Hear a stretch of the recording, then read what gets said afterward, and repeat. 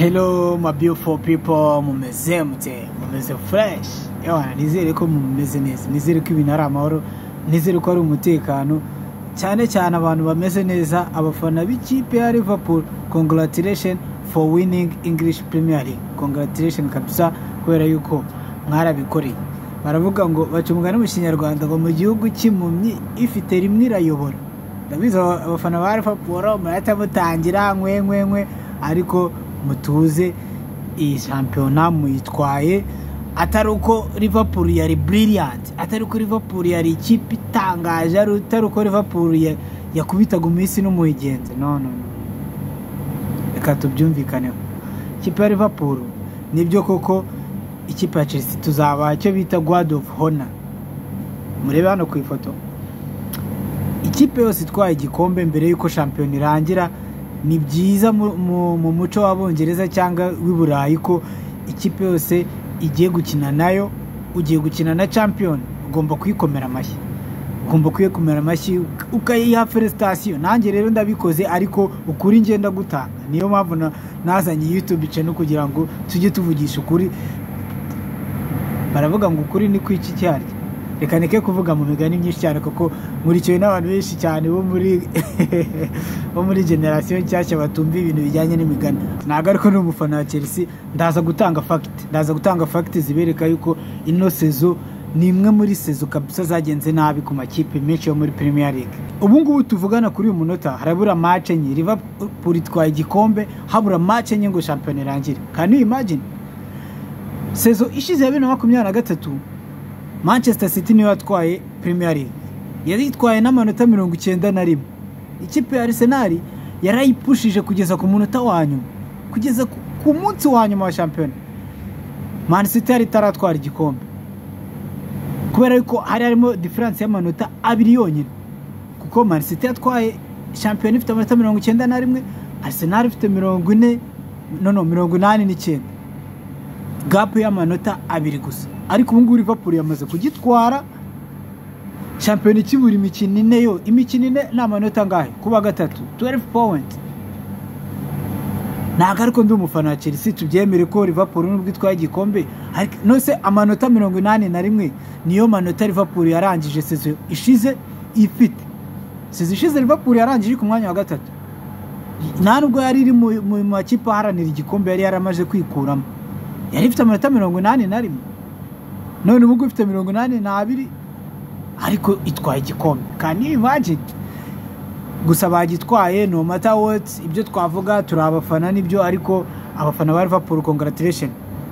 Mbere yuko ninjira rero muri sport, mbere yuko ninjira mu makuru y'imikino, cyane ko iyi weekend yari chaos here, chaos there, chaos. Twarebye karasiko y'imirwano, twarukaga kubona karasiko karasiko ya Real Madrid Barcelona Real Madrid imyaka nk'itanu ishize. Ba Cristiano bagiye hari, ba Carvajal bagiye hari, nibwo twarukaga kubona Madrid abaramos muzi fighting. Ariko ubu ngubu none twabonye karasiko irimo fight, itarimo abo bagabo mbabwiye. So it means that ko bya bintu bitangiye kugenda biryo. So ino weekend rero yari chaos. Uyu munsi dufite nanone iyindi mikino ya Champions League. Ibi byose ndagira ngo tubyinjiremo ndihutisha, by the way ndihutisha tugenda ducamburira. Hari byinshi utamenye byabaye muri match ya El Clasico, nka red card 3, abakinnyi 3 bose babonye amakarita y'umutuku. Twabonye umusifuzi wa El Clasico bamukubita barafu, bamukubita benda kumumena umutwe. Twabonye chaos nyinshi cyane. Byose turagenda tubinyuramo. Icyo mwisabira gusa no kubana nanjye from minute 1 to last. Ikindi niba utarakora subscribe uracikanwa pe, kuko kuri channel hacaho ibiganiro byinshi bya sport, hacaho ubusesenguzi. Abantu tubana from Monday to Sunday, they have fun, we have fun. Muri comment turaganira, mukande likes kugira ngo mbone ko muri kumwe nanjye, mbone ko musigikiye, kandi I appreciate for your effort, for your time. So let's keep conversation going, let's keep growing, let's keep our momentum high. Na bintu byo kumanuka deeper like Manchester United. By the way, iyo ngiye kuvuga kuri Manchester United ndabanza mwinjiza umwuka kugira ngo nyine nishyire ntago wavuga inkuru zo mu bitaro ngo uvuge n'inkuru zo muri siporo ngo uzivuge kimwe mu buryo bumwe. Inkuru yo mu bitaro hari uburyo uyivugamo, so inkuru ya Manchester United nayo rero hari uburyo ngomba kuyivugamo. Manchester United ni ikipe y'ubukombe my brother, beda bagona n'abahaye ikaze twaninjiye mu kiganiro. Ni ikipe yari ifite agahigo kuko ariyo kipe yonyine muri Premier League yatwaye ibikombe 20 bya shampiyona, 20 yonyine Manchester United. Ariko ubu ngubu ino sezo bagize amahirwe irarangiye. Iyi sezi yaba byashobokaga bakongeraho nk'imikino 10 yonyine, ikipe ya Manchester United ishobora kumanuka mu cyiciro cya kabiri. Abafana ba Man U bo barabyumva ibyo ndi kuvuga, hamwe na Tottenham Hotspur, kuko uko amakipe atatu azamanuka mu cyiciro cya kabiri hahita hazaho Tottenham hakazaho na Manchester United. Can you imagine? Ni gute ikipe ya Manchester United ya dropinze kugeza kuri level yo kuba yarangiza sezo iri ku mwanya wa 15 wa 14? Can someone explain to me? Barabanje baravuga ngo ikibazo gifitwe nande na McTominay, igira muri Napoli. Ejo yatsinze ibitego 2 muri Napoli, atananayifasha kwigira ku mwanya wa mbere. Baravuga ngo ikibazo gifitwe na Rashford ni umwana birereye baramukuza, ubu ngubu bari kubice bigacika muri Aston Villa, nabo bari kurwana no gukina Champions League, mu gihe Man U iri kurwana no kutajya muri relegation zone. Nuko relegation zone yo bisa nkaho bidashoboka, ariko biragaragara ko ariyo step forward. Ikipe ya Manchester United iravuga ikibazo ni Cristiano Ronaldo yaragenda. Isi yo kipe amaze kugenda yari improvince, ibibazo babikura kuri kanaka bakabishyira kuri kanaka. Undi munsi bavuga ngo ibibazo ni Pogba aragenda, ikindi gihe bakavuga ati ibibazo ni Lukaku. What is really going on at Manchester United? Ntabwo iki kiganiro nigeze planninga kuvuga ku ikipe ya Manchester United, ariko nyikomojeho kugira ngo mwumve ahantu iyi kipe irimo iragana. Reka tureke no guta umwanya wacu tubuta ku ikipe ya Manchester United, kubera yuko abafana ba Manchester United yo ndakeka ko bariyakiriye rwose. So Liverpool rero yitwara igikombe cya shampiyona, itayuzuza nayo ibikombe 20 bya shampiyona. Ubu ngubu Liverpool yanganyije na Manchester United agahigo kuba ifite ibikombe 20 bya shampiyona. Liverpool iraje igutwarira igikombe cya Premier League hakibura imikino 4 yose ngo shampiyona irangire. Abantu rero bakajya bakibaza se ni Liverpool ikaze, ni shampiyona amakipe arimo yarwaye inzoka, ni what is really going on? Iyi kipe rero ya Liverpool ntabwo ariyo kipe yashoye amafaranga menshi, ni nayo mpamvu abantu bakomeza kwibaza ati what is really going on at Anfield. Obita Jurgen Klopp yaragiye asohoka mu ikipe, baragenda bajya mu gakipe ko muri Denmark ngo nuko kamaze gutwara igikombe bita Feyenoord, bakuzanira bita Arnold Aslot, baramuzana muhakazi. Abantu bavuga ngo none Liverpool ngo igiye gwirapfuye. Icyambere nta muntu uhaga Liverpool amahirwe, kubera ko sezishize nta nubwo ari mu ikipe zatanira igikombe. Nababwiye ko Liverpool yangije ku mwanya wa 3 mbere ya shampiyona igiye gutangira. Ubundi abanyamakuru batanga icyo bita prediction. Utaravugaga ko ari Manchester City, yavugaga ko ari Arsenal, yavugaga nta muntu wahaga amahirwe Liverpool. Ariko ubu ngubu kuri uyu munota Liverpool iraje ba proving wrong. Yakoresheje izihe kata rero Liverpool? Kata ya mbere ya Liverpool ni ukuba yaragumanya abakinnyi bayo bafite experience. Urugero mpita mbihera, fata umuzamu wabo bita Alisson Becker, uyu mujama wo mu Brazil, baramugumanye mu izamu, amaze gukina sezo ziri hejuru y'eshanu muri Liverpool. Bagumana aba defenseur babo beza, uwo bita Virgil van Dijk kapiteni wabo, bagumana Konate, bagumana uyu mupeti wabo bamwitande Alexander Arnold. Kuri sezo zigera muri 7 bakinana baziranye. Ino shaka igire muri midfield yabo niyo yabaga isa nkaho ifite ikibazo muri sezo ishize. Baragiye bakuzanira uwo bita Alex McAllister, uyu mupeti w'umunya-Argentine, kuri miliyoni 50 zonyine rwose baramusinyisha. Nyuma yuko Moses Caicedo abanze akigira muri Chelsea, baravuze ati natwe sezitaha uwo bita McAllister turamuzana muri Liverpool.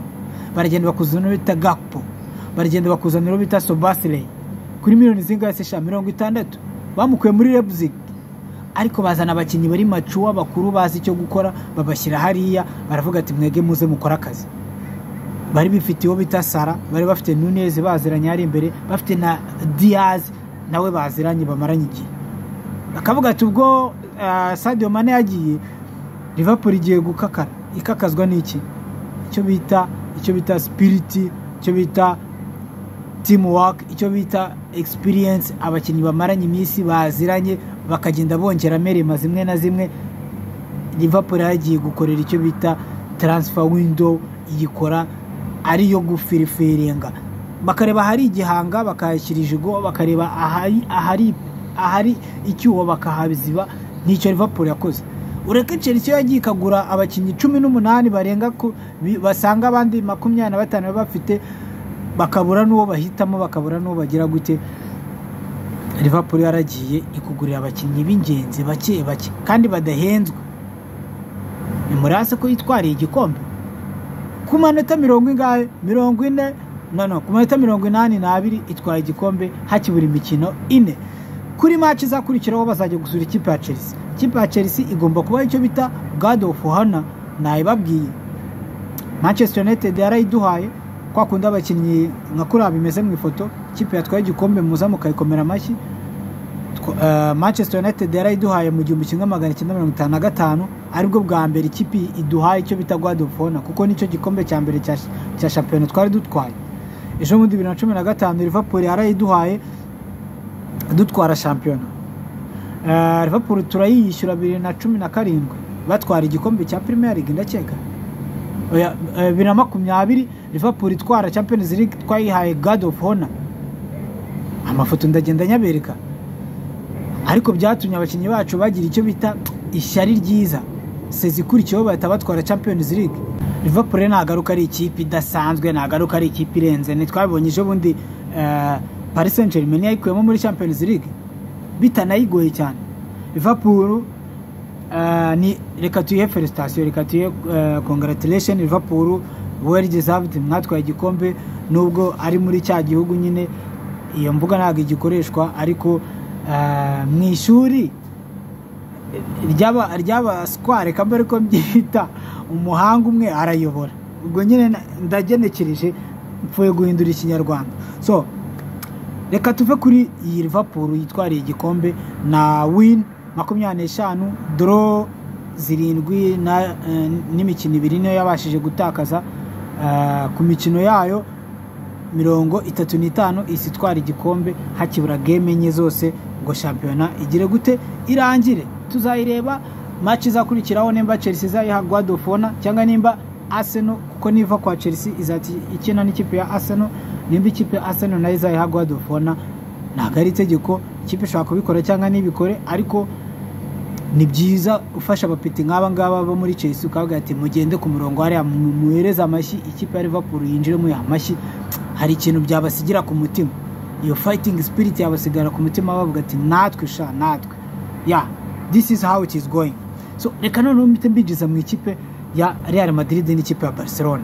El Clasico yo yari totally chaos, ngaho fighting, ngaho gusifura, ngaho amabuye, ngaho iki, abasifuzi kurwana, abatoza. Ntabwo byari byoroshye muri iyi weekend, kubera yuko mbere na mbere ikipe yari Real Madrid yasaga nkaho ifite ubwoba. Yatangiye game iri kudefanda, yakoze icyo bita block, idashaka kwataka, idefanda, yatinye Barcelona. Kwa ko Barcelona bayifiteho ubwoba, ino sezo igiye kurangira, nako iyi sezo irangiye batayitsinze na rimwe.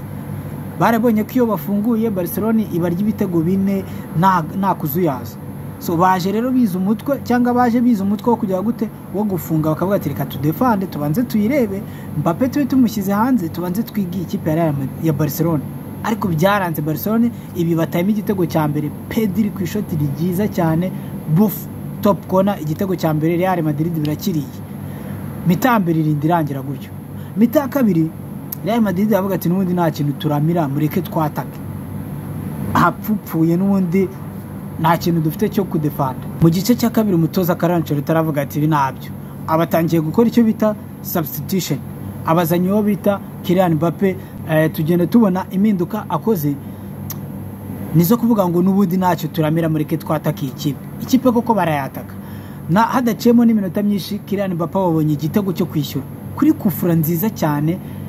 Wow, Real Madrid bitangiye kugaruka mu mukino, irapresinga Chouameni kuri corner nziza mu minota nka 20-30 y'igice cya kabiri.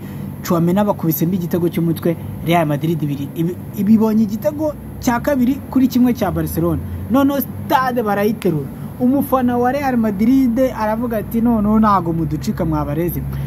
Ikipe ya Real Madrid birasaze, ariko Barcelona ikaba iracyafite ya possession yabo, iracyafite control, iracyakereye amahirwe bakagenda bayiba penalty, kuko nk'uwo bita nde Raúl Asensio yakoreye ikosa kuri Rafinha muri buga rwa penalty neza, umusifuzi arabyirengagiza birangira Barcelona yimwe penalty. Real Madrid yagikorera amakosa menshi cyane ikipe ya Barcelona, ariko bikarangira umusifuzi abyirengagije. Nko ku munota wa nyuma Rudiger yadarapye cyangwa yaranduye n'imizi umupeti wo muri Barcelona bita Torres. Umusifuzi arabyirengagiza, yari clear penalty ariko arabyirengagiza. Ikipe ya Real Madrid abantu kuri X batangiye kuyita Madrid bakayigereranya, ntago nshaka kubivuga hanga, ariko bayigereranyaga nk'ikipe yiba, nk'ikipe igira gute. Mugenzi navugaga ko Barcelona ariyo yiba, hako none ikibuga cyayicurikiyeho Real Madrid batangira kuyibira. Nuko umusifuzi match yari yamurenze, match yari crazy. Ibyo ntago byari bihagije, kuko ikipe ya Barcelona yakomeje irataka, irishyura, ibanye igitego cyo kwishyura. None match ibaye open. Ku munota wa nyuma bayibye penalty, bajya muri extra time ku munota w'116, habari minota ine ngo match irangire. Uwo bita uyu mupeti w'umudefenseur bita Jules Koundé, sinzi ukuntu yibye agapira abakinnyi ba Real Madrid, agukubitira shot mwizamu tibwakuruto aribura.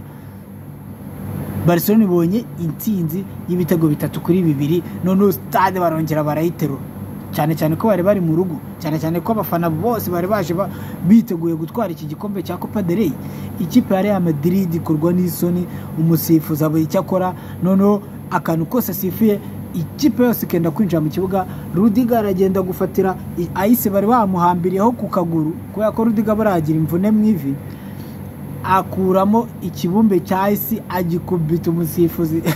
Cyakoze harashize igihe kinini tutabona karasiki iryoshye nk'iyo twabonye ijoro ryakeye, ariko ndagira ngo nkubwire ko biriya bintu Rudiger yaje gusaba imbabazi, by the way yaje gusaba imbabazi, ari nazo dusoreza imbabazi za Antonio Rudiger. Yagize ati there is definitely no excuse for my behavior.